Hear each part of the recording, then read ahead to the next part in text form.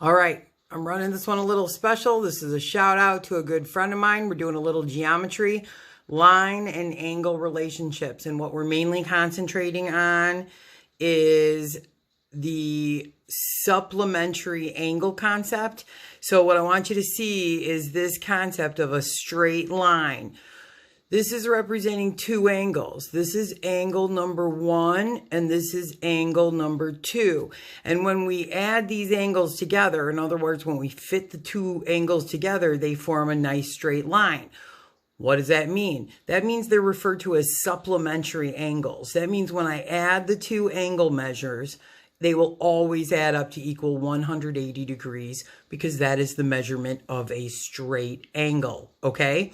So that's what we're looking for in our pictures. I apologize about the shadows and the lighting today. Bear with me. Okay, so look at this. I've already set this up. Now, these are parallel lines cut by a transversal. There's all kinds of definitions there, guys.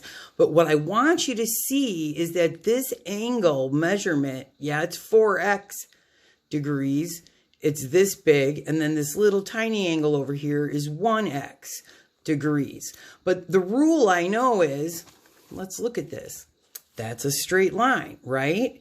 And these are two angles, and when I add these two angles up, it forms this straight line.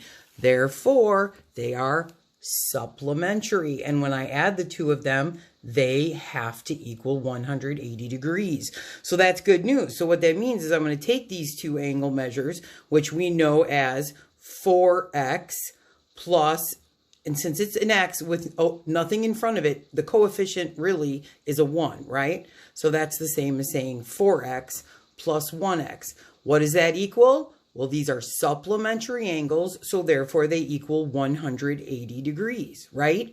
So now let's combine like terms. 4x plus 1x is 5x, right? Bring down my equal sign, bring down my 180.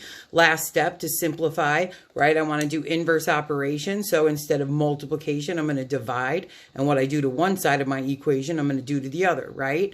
Why did I do that? Well, 5 divided by 5 is 1. We wanted to get our variable all alone. So now we have a 1x all by itself. Excellent. Equals. 5 goes into 180. Well, let's do a quick division here. 5 goes into 18 3 times with a remainder of 3. So that's 6. So 36. So there's our answer. So x, this measurement of x, because x is 36, so that means this angle measurement is 36 degrees. So then this one is going to be 4 times what x is, which is 36 degrees, right? Okay, so what is that? 120 plus 24, 144, right? Well, let's make sure. If this is 144 degrees, that represents this angle, and this is 36 degrees, that represents that angle, then that means the two of them should add up to equal how much? 180 degrees, because they are supplementary. And do they? Does 144 plus 36 equal 180? Yes, it does. So you have done it correctly. Okay, so be careful. You get one answer, but make sure you go back and you substitute and you get them both, okay? All right, so same concept here, guys. Same concept. Look at this one. We have, and you can even see, they are two angles, x minus 20, and this angle measure is x. So what am I going to do with these two? Don't worry that this is a binomial. No worries. Just rewrite the equation because they're supplementary again. So we're going to take that x minus 20. And then we're going to add x to it.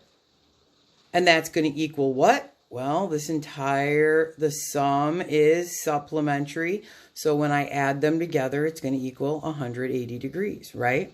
All right, so now we have to use a little bit of algebra skills. So 1x plus 1x is, of course, 2x. Bring down your minus 20.